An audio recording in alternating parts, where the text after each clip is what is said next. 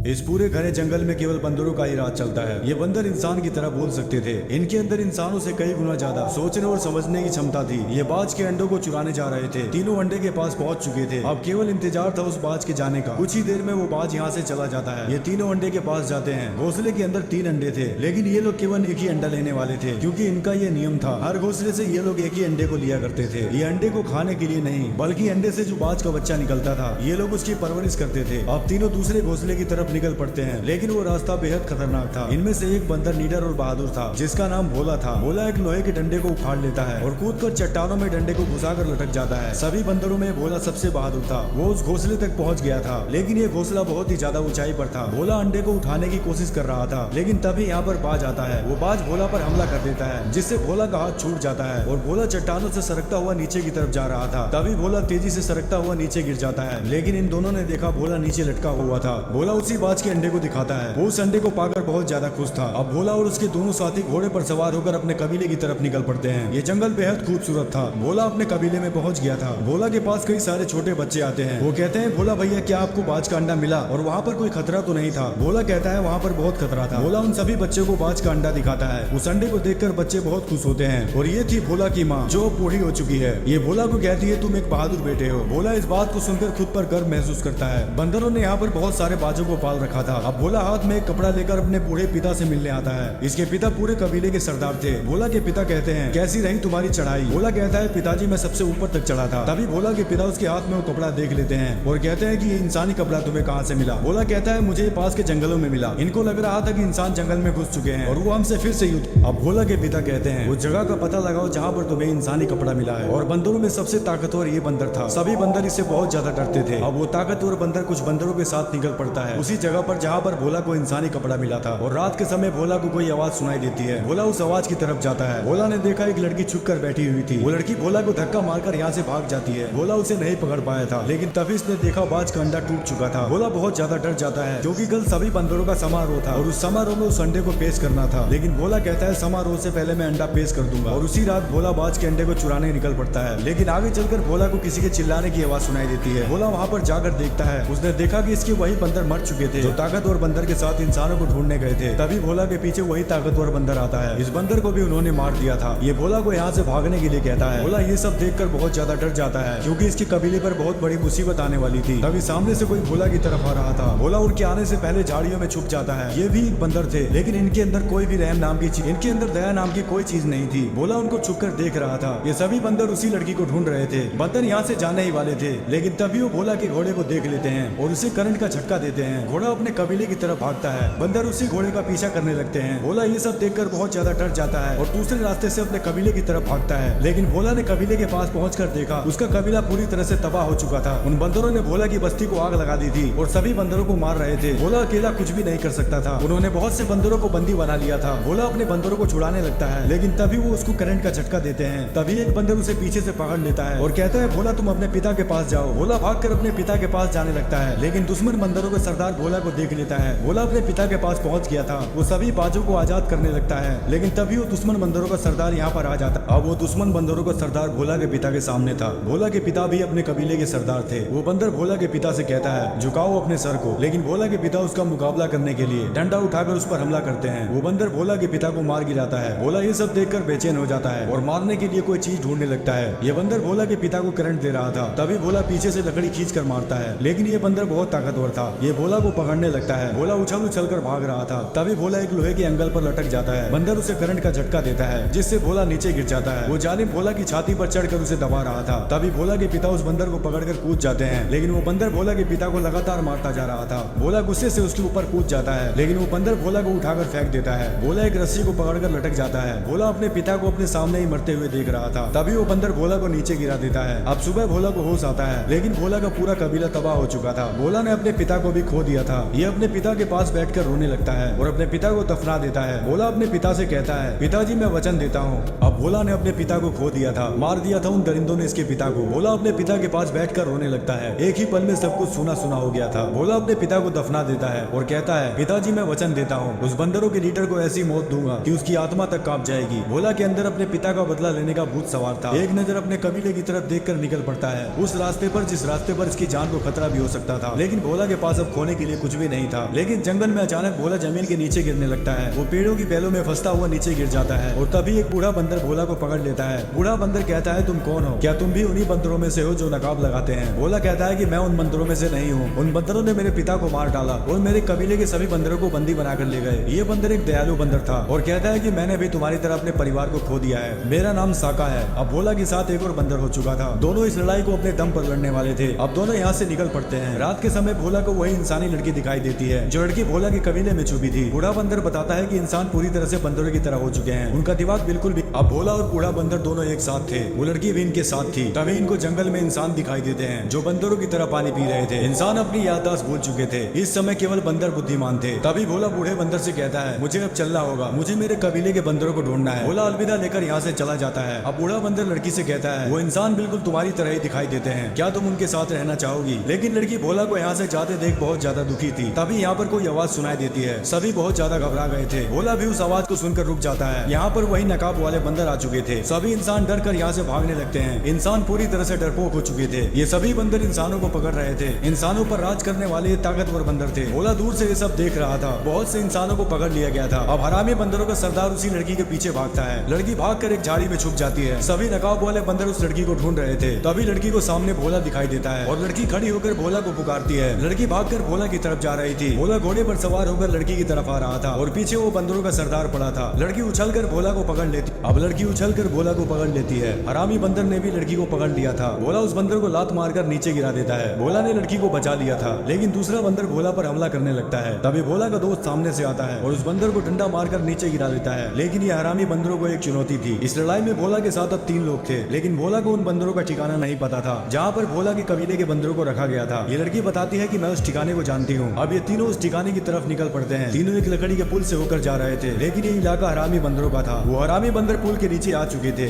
इन तीनों को उसके बारे में अंदाजा भी नहीं था। तभी सामने से वही हरामी बंदर आता है। भोला घबरा जाता है और दोनों को पीछे भागने के लिए कहता है, लेकिन पीछे भी एक बंदर खड़ा था। ये तीनों यहाँ पर अब फंस चुके थे। तभी एक बंदर पीछे से भोला को पकड़ लेता है। बूढ़ा बंदर भोला को बचाने के लिए उसकी तरफ जाता है, लेकिन तभी इस लड़की को दूसरा बंदर पकड़ लेता है। लड़की खुद को छुड़ाने के लिए बंदर को पानी में धक्का मार देती है। लड़की ने जाल को पकड़ रखा था। बूढ़ा बंदर लड़की को बचाने की कोशिश कर रहा था और भोला उस बंदर से लड़ाई कर रहा था, लेकिन भोला उस बंदर से हार गया था। तभी बूढ़ा बंदर लड़की को बचाने के चक्कर में फंस जाता है। अब बूढ़ा बंदर लड़की को बचा लेता है, लेकिन वो खुद ही फंस गया था। भोला भी उसे नहीं बचा सकता था। हरामी बंदरों का लीडर जाल को चाकू से काट देता है। भोला ने अपने एक और साथी को खो दिया था। अब भोला और लड़की को पकड़कर अपने कबीले लेकर जा रहे थे। भोला को एक मौका मिल चुका था अपने कबीले के साथियों से मिलने का। भोला हरामी बंदरों के कबीले में पहुंच गया था, लेकिन यहाँ पर बहुत सारे बंदर थे। लड़की को भोला से अलग कर दिया जाता है। ये एक तरह से कैद खाना था। यहाँ सभी बंदरों को गुलाम बना रखा था। उनसे काम करवाया जा रहा था। ये जगह समुद्र के बीचों बीच थी। भोला अपने कबीले के बंदरों को ढूंढ रहा था। तभी भोला की दोस्त भोला को देख लेती है। दोनों इतने दिनों बाद मिलकर बहुत खुश होते हैं। भोला उससे अपनी माँ के बारे में पूछता है। भोला की दोस्त भोला को उसकी माँ से मिलवाने लेकर जा रही थी। तभी भोला अपनी माँ को देखता है और भागकर गले से लग जाता है। भोला ने भले ही अपने पिता को खो दिया था, लेकिन भोला की माँ अभी जिंदा थी। अब कुछ बंदर जोर जोर से घंटे को बजा रहे थे, क्योंकि इन हरामी बंदरों का सबसे बड़ा सरदार यहाँ पधारने वाला था। वो बहुत ही फुर्तीला था और सभी बंदरों से ताकतवर था, जिसका नाम अजगर था। अजगर ने अपनी पूरी सेना खड़ी कर रखी थी। अजगर किसी खजाने के बारे में बात कर रहा था, जिसका दरवाजा बहुत ही ज्यादा मजबूत था। दरवाजे को तोड़ना।